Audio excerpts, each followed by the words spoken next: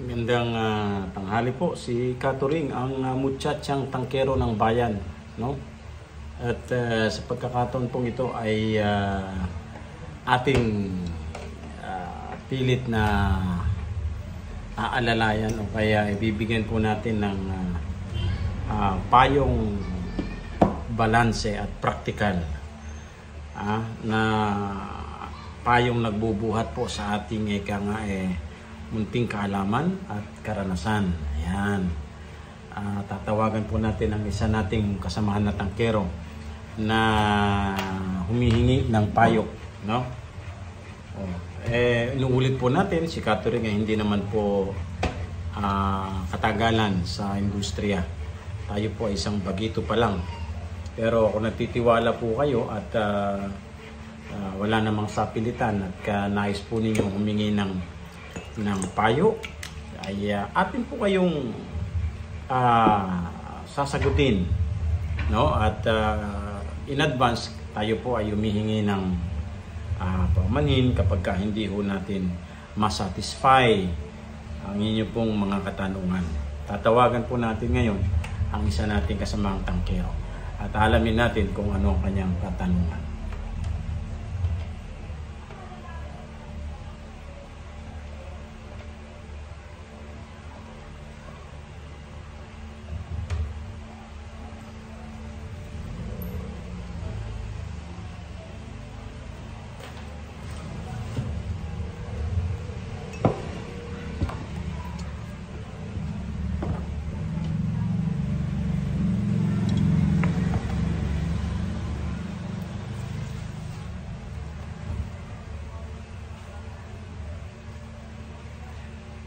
Hello po.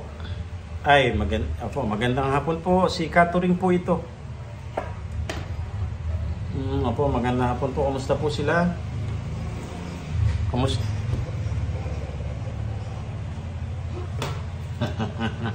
Mukhang hindi na kayo makaagapay sa dami ng benta nyo, mama.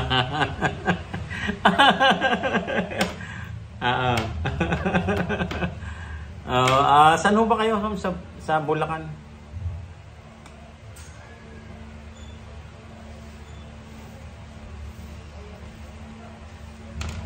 So ang hawak nyong brand ay Regasco at saka Price Gas. Dealer din po kayo.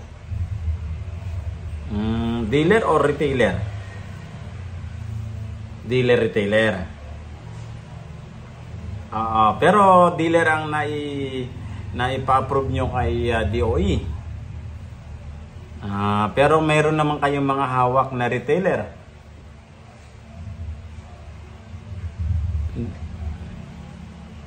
Hindi, kanya nga po. Pero meron kayong hawak na retailer. Yun naipasok nyo naman sa DOE yun. Meron kayong kasunduan.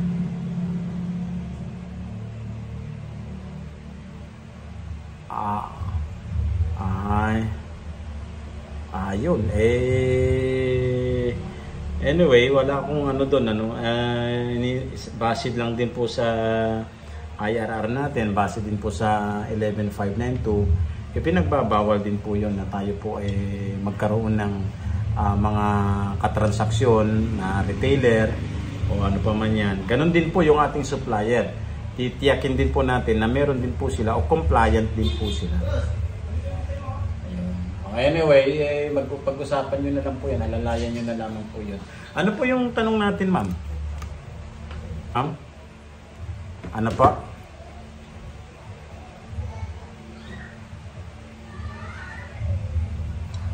So shift tayo sa tanong, no? Kasi akala ko yung tanong niya is ganito, yung mga nanunulot daw. Pero ang tanong mo ngayon, ano ang mangyayari kung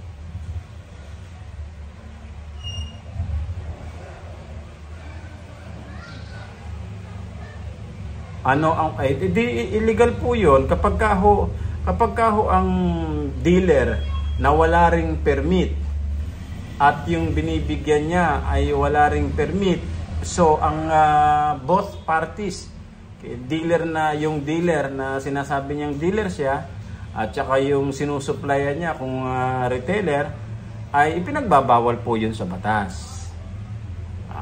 Siyempre, ang nag-i-implement po niyan ay yung Department of Energy, ang primary agency po na nag-i-implement ng Republic Act 11592. Pwede po nating isumbong yan at itawag directly po sa Department of Energy sa linyang ibibigay ko sa 8479-2900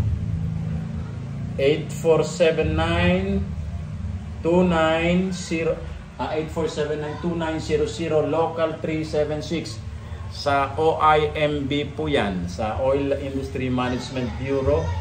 Pwede po nating hanapin kahit na sino pong mga empleyado dyan. As much as possible, pwede rin po kayong kausapin si Director Rino Abad at idirekta nyo sa kanya.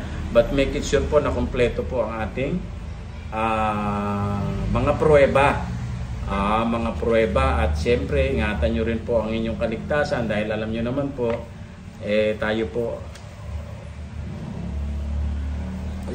pero kung ang tinatanong natin ay ano po ang nila, bawal po yon, maliwanag po, yun po ang ipinagbabawal, mga illegal activities po yun kasi ang sinasabi kinakailangan tayong lahat ay may lisensya. So bago tayo magka-lisensya, kinakailangan meron po tayong mga local permits, particularly yung ating pong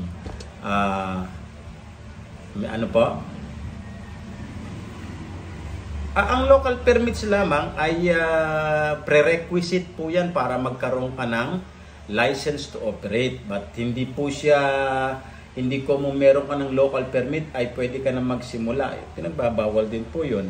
Napakataas po ng penalty po niyan na kayo po ay mabisita.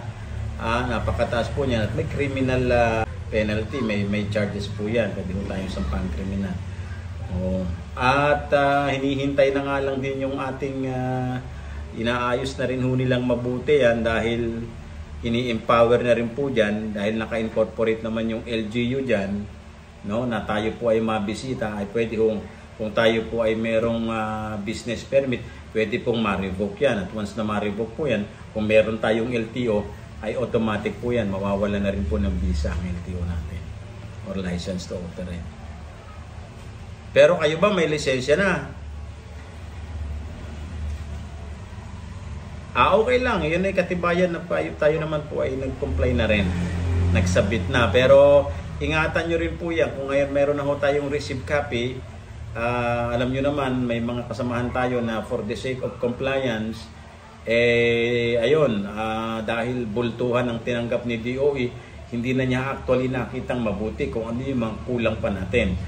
Pero kaya nga, along the way, habang tayo po ay nasa hanap buhay na ganito at nandyan po tayo sa shop natin, tignan nyo pong mabuti kung ano pa yung mga kulang ninyo na pwede nyo na pong iayos dyan sa shop ninyo. For instance, halimbawa po, may mga shop na katulad halimbawa ni Catering, nang hiram lang ng gas detector sa isang shop ko. So para makita, para ma-approve, is pinicturan. Pagdating sa'yo, wala kang gas detector. So yan po ay mga bagay na pwedeng i-ano sa atin ng inspecting team. Hindi naman, di ba may LTO tayo? Yun yung receipt copy. Bago tayo ma-issue ng LTO, halimbawa ay nabisita ka ng ating kaibigan sa taga Department of Energy. So bibigyan kanya naman ng leeway to comply. Kasi nga, unang-una, sinabi mo, pagsisinungaling nga yun, sinabi mo meron kang gas detector, wala naman pala. Di ba? Pero ganun nga, bawal po na tayo po ay balikan ko lang yung tanong para hindi tayo malayo. Bawal po na tayo po ay mag-deal, makipag-deal kung wala naman po tayong license to operate. So kung pwede po natin siyang ireklamo doon sa Department of Energy. Kung may kakilala kayo doon, itawag nyo na para tapos kung may commitment sa inyo at yun ang naging dahilan, may positive commitment o ipinangako sa inyo ang inyong brand supplier, for example, si Regasco o si Price Gas, na para kayo makumbinsi at bumili at kumuha sa kanila ng bulto-bultong tangke, na ang commitment nila ay pangangalagaan ko ang inyong interest at hanggang dito lamang, lahat ng dealer ay may kanya-kanyang area of commercial distribution. Ay tapos may paglabag doon. Pwede nyo naman pong itawag direkta yun doon sa inyong brand supplier. For example, si Price Gas. O bakit si Catering? At umabot dito ng Bulacan. Napakalayo na. Ba't nagkaroon siya ng mga retailer outlet dito na samantalang para lamang sa amin ito? Diba? Pero kung ang tinatanong po ninyo, kung ang premise po ng question ninyo ay pare-pareho tayong mga shop owner, ito dealer tayo by certification, but by operation ay tayo rin po ay nagiging retailer dahil nagde-deliver din po tayo, di ba? Okay, so understood na yon. Pero kung ang tanong ninyo ay bakit itong si halimbawa ay taga barangay A nakapag-deliver sa barangay Q? Yun ba ay uri na ng panunulot? Yun ba ay ipinagbabawal sa batas? Samantalang tumawag yung customer, nakita niya sa Facebook, nakita niya sa Google. Kasi may mga katulad ko, ano ko sa Google, o tumawag. Yun ba ay matatawag na nating panunulot? Siyempre, hindi ho yun. Dahil it's just a normal course ng ating business operation. Kaya wag natin siyang i-interpret na panunulot. Kayo man din ay pwedeng mangyari din na from barangay A to barangay Z ay pwede ko kayo makapag-deliver. Not to the point na ako'y kakain doon sa harap ng tindahan mo, yung tindahan na kaharap ng shop mo, at ako'y nagsasabi ng ganito, dito kayo sa akin. Yung halaga ko ay from 900 gagawin kong 780. Yun ay bahagi ng paninira po. So hindi na ho healthy ang kanyang business operation. Kasi nga ang SRP ay halimbawa 875 or 950, ibinigay ng 780. So that is something to be complained of doon mismo sa inyong brand supplier. Sa inyong, diba? Kasi paninira na yung ganon diba?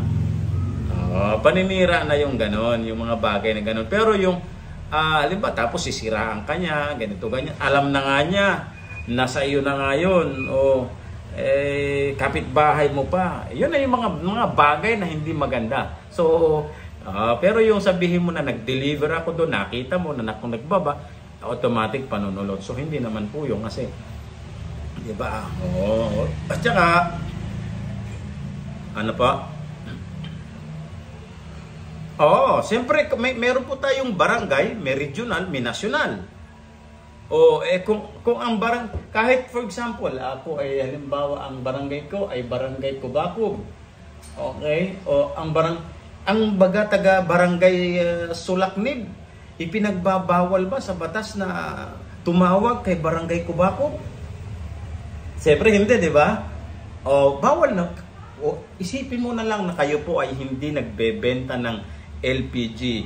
Ikaw ba ay pinagbabawalan ng batas na bumili sa Ilocos Norte? Hindi, di ba? So, huwag nyo nga yun. Sinasabi lang ho na para for purposes of jurisdiction ng kanilang mga ahensya ng gobyerno at local agencies. Kaya nagkakaroon po ng mga jurisdiction, di ba? Sa BIR may ganun din. Hindi ka pwedeng magbayad ng Nueva Vizcaya kung ikaw naman ay taga Bulacan. Di ganun lang, ganun po yung sinasabi ninyo. Pero yung sabihin mong sakop ng kanyang business ay mahirap, huwag na ho nating panghimasukan yon. Kasi diyan po pumapasok ang kagalingan at pagtitiwala ninyo sa inyong paghahanap buhay. Kaya huwag niyong tignan yung performance ng iba. Tignan po ninyo, baka may pagkukulang po tayo sa performance natin. Di ba? Huwag niyong tignan ang pooling ng iba, yung nag-i-illegal. At never na tayo ay mainggit sa mga illegal. Dahil unang-una kulang po sa legal at moral foundation ang mga taong naiinggit sa illegal.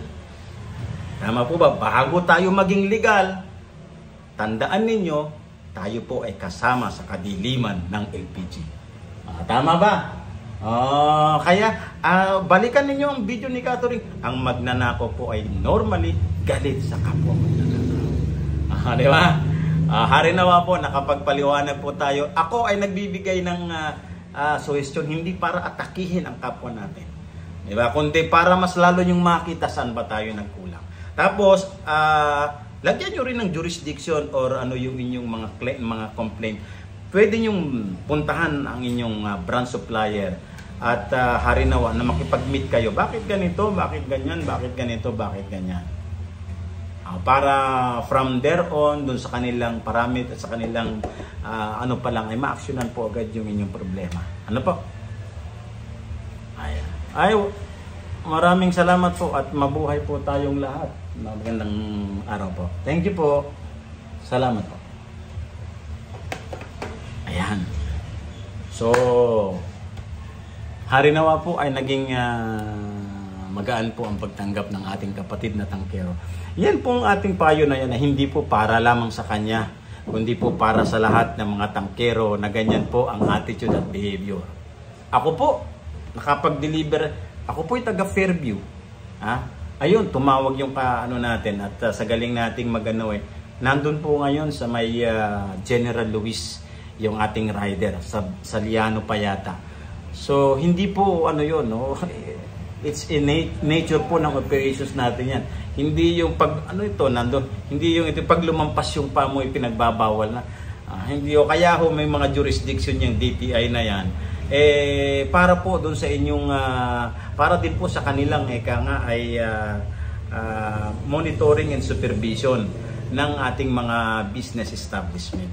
Anyway, pag-aaralan pa rin ho natin ang gusto yan at sana naman ay nakapagbigay po tayo ng substantibong payo sa ating kasamahang tangkero. Muli, ito po si Catherine at maraming salamat po.